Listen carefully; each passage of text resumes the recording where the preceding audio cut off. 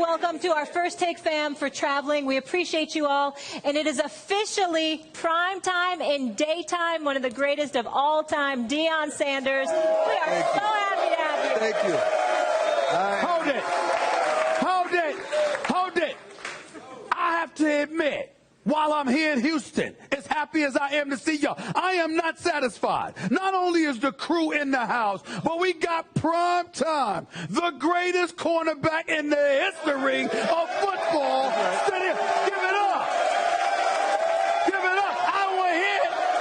I don't want to hear it. I'm just saying.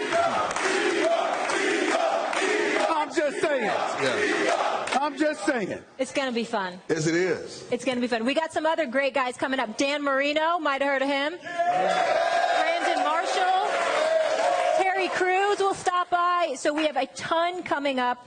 And I got to work with Brandon Marshall. He's going to show up on the show, too. We got to talk about Brandon Marshall's hairdo. I'm just telling y'all right now. We got to talk about the hairdo. Alone. You got other things to talk about besides his hair. There we go. Deion, we know Atlanta loves you.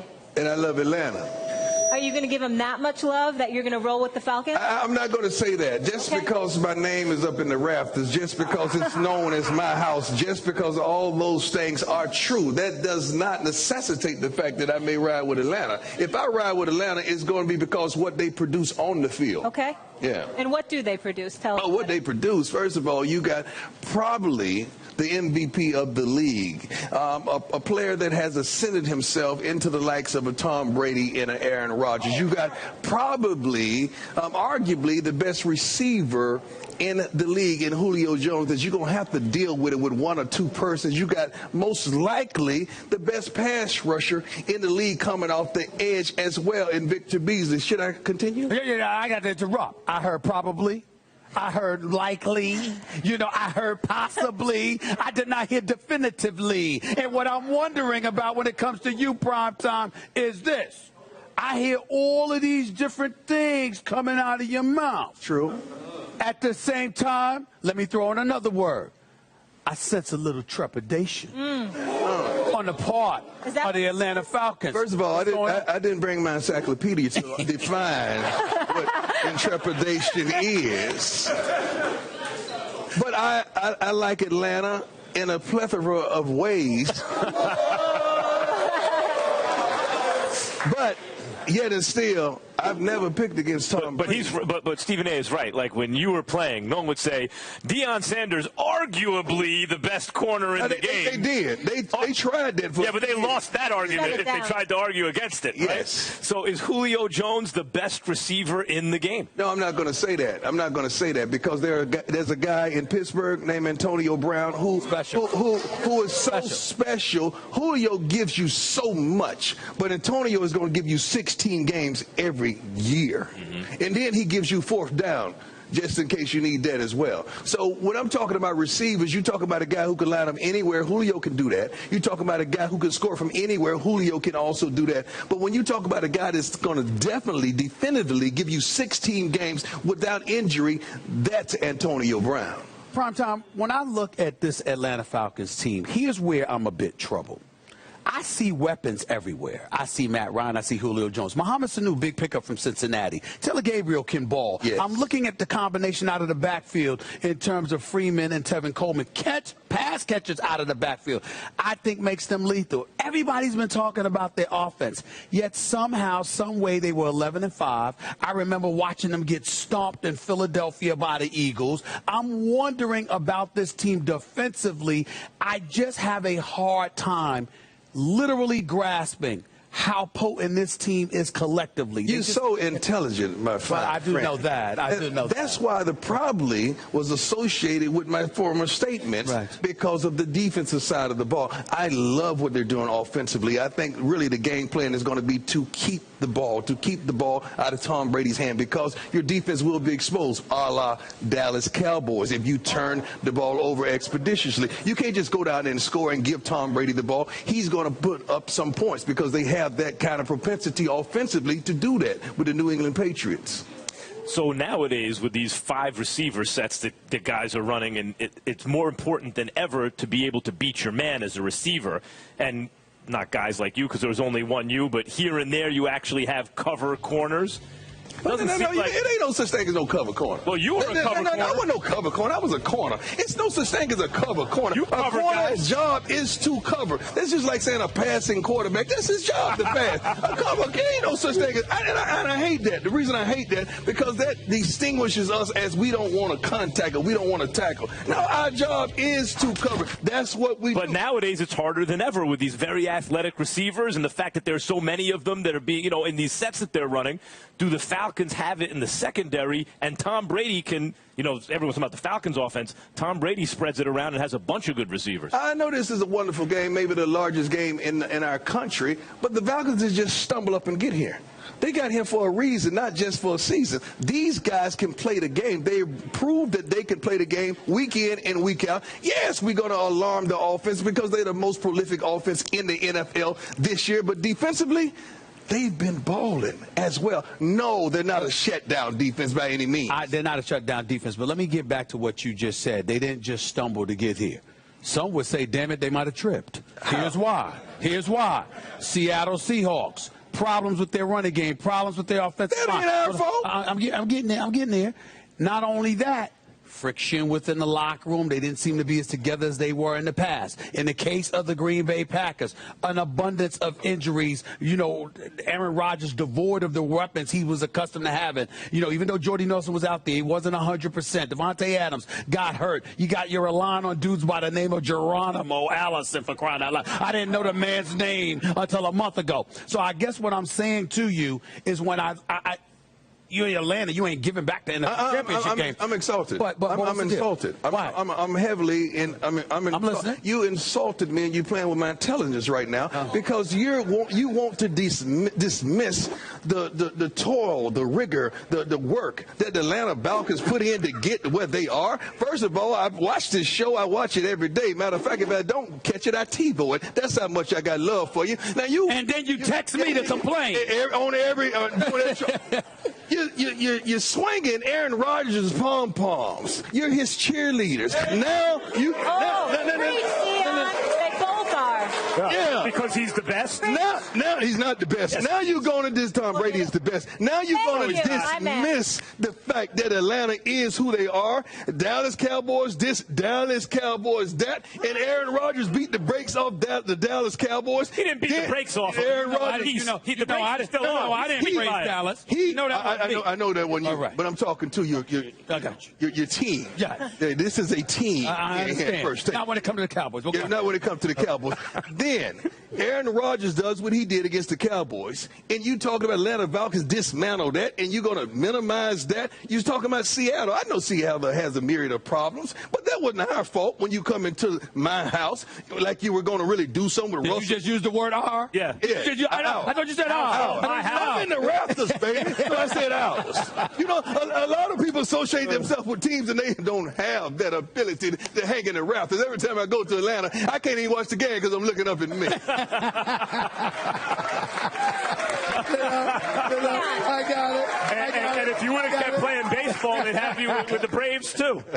Nah, it's all right. No, you were good. Deion, though, which matchup is most critical, the matchup within the matchup here that you're going to have your eye on? Most critical is Julio Jones versus them. Because you can't deal with one person for Julio Jones, so you're going to have to attribute two persons for Julio Jones, but now that leaves you vulnerable in the running game. So you're going to have to double Julio. You're going to have to. So I got to run that way.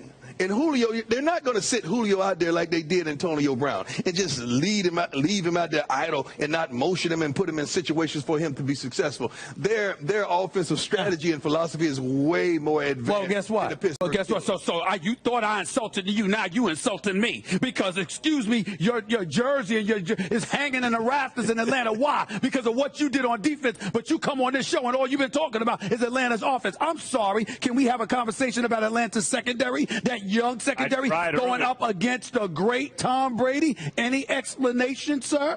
Yeah, I love Tom Brady, and I love what he brings to the table. The reason I love Tom Brady and what he brings to the table is because it seems like Tom Brady goes to the park and say, give me him, him, him, and him. And, you know, I could win that game. You could take him. Yeah, you could take the Julios. You could take these guys. You could take those guys. Just give me Hogan. Yeah, give me Hogan. Come on over here, Hogan, and I'm going to make you a hero. You got to be 45 and over to understand Hogan heroes. That's right.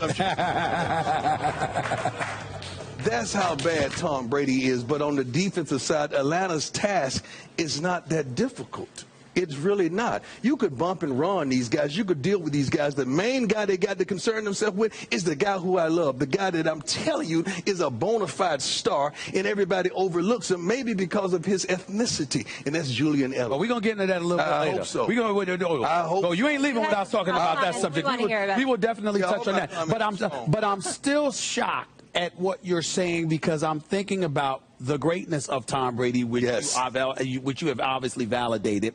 I'm thinking about an Edelman, an Amendola, a Hogan, for example. I'm looking at all of these weapons. LeGarrette Blount coming out of the backfield has run well for them. I'm just saying to myself, considering Atlanta's young secondary, I thought you would sound considerably more worried about them than you are. I'm not. Despite their youth? The reason I'm not, because they score at such an alarming rate. They get you off your game. Your game plan could be this, but when Atlanta starts to get that ball down the field and score and produce touchdowns, that throws your whole game plan out of whack. You cannot consistently do that.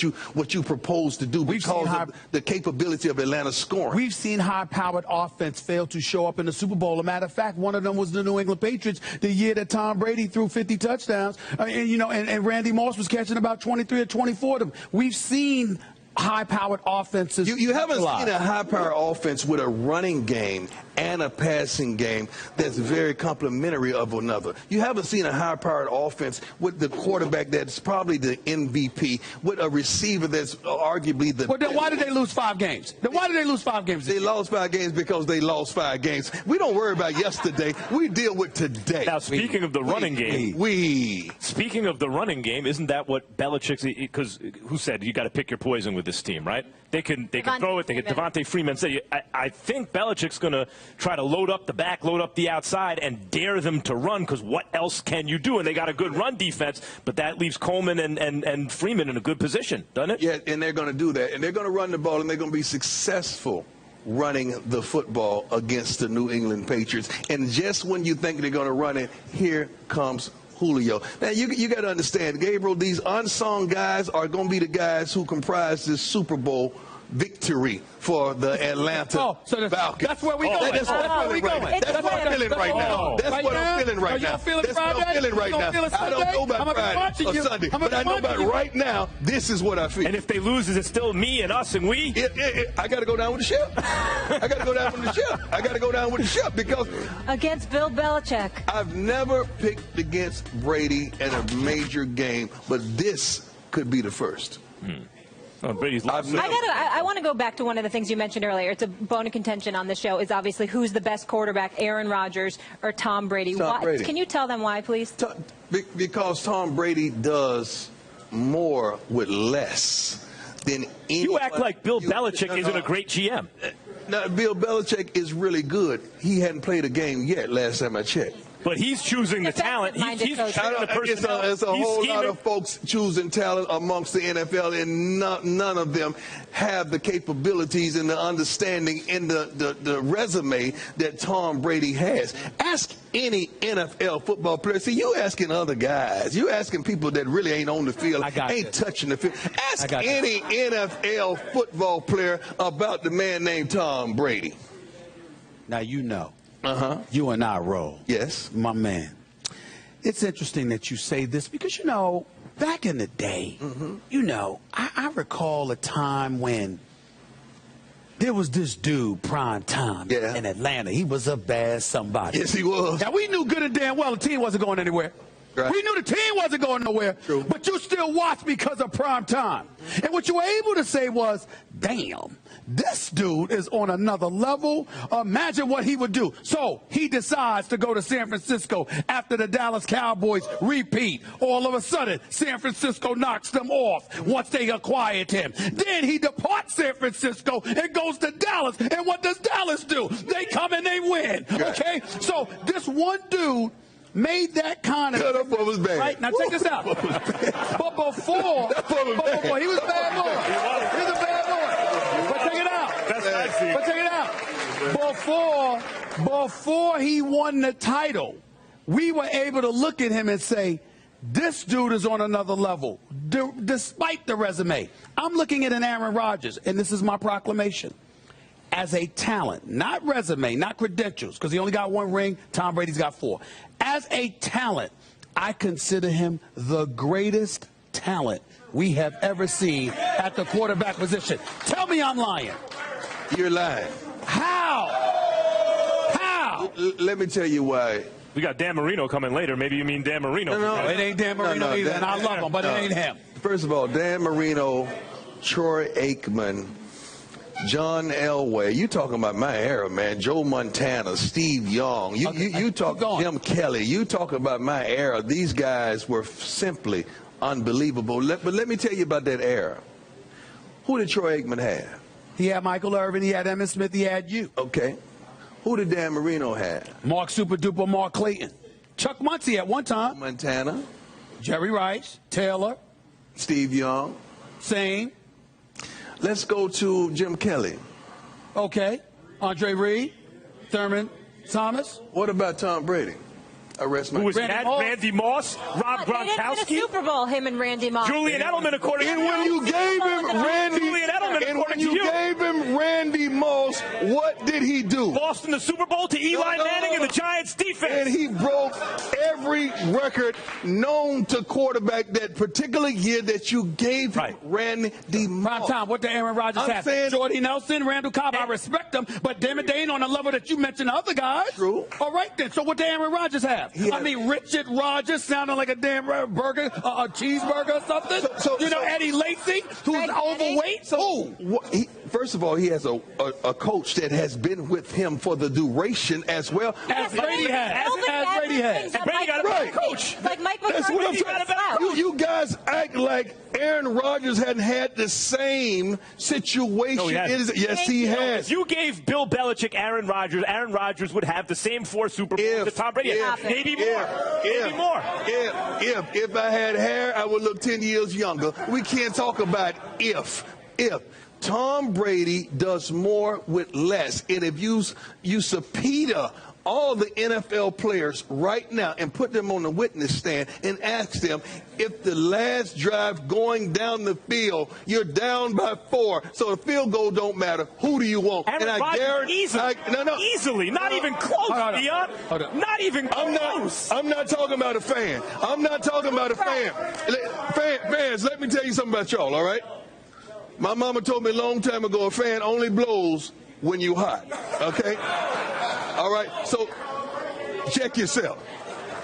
If you ask any NFL football player, not the guys on the outside looking in with the peripheral, I'm talking about the guys on the inside, they would say Tom Brady. I believe you're fair. I believe you're objective. I also believe you're wrong in this situation, but that's life. Not the first time we've disagreed. I ask you an honest-to-God question. In all your years watching football since you've retired, have you ever seen a pressurized moment, a game-winning drive, etc., where Aaron Rodgers was at fault? At fault. I'll tell you what I did see. Okay. I did see the media come in droves early in the year, and guess who they pinpointed to be the problem? Aaron Rodgers. Thank you. That was true. So where are we now? Just because you're the hero versus the Dallas Cowboys, now all of a sudden you mean winners of 8 straight first? Deion? All of a sudden you ain't running the table. You at home right now. That's not running the table. Playoffs and then beat Dallas on the road. You're at home. So you did not run the table. You're at home. The table in the regular season, and then beat the Giants, and then beat Dallas on the road, basically by himself. That team was decimated by injury. I am in no way questioning. I'm in no way questioning the greatness of Tom Brady. His resume speaks greatest for of all time. I'm just talking about scrambling inside and outside of the pocket, standing in the pocket, flicking passes, the accuracy with which he throws, whether on the move or stationary. I have never seen a quarterback this talented as Aaron Rodgers, but his resume cannot compare to Tom Brady's. Right. That is what I have said. Now, we agree on that. That's what I have said. We agree on that. That's all I'm saying. We agree on that. We agree on that. Listen up, everybody. We are just getting started with primetime right here. And we have a lot of special guests joining us all week. We want you guys to weigh in. It is hashtag FT Super Pick. Tweet us what your pick is. Share them on Twitter. We'll get into those a little bit later on the show.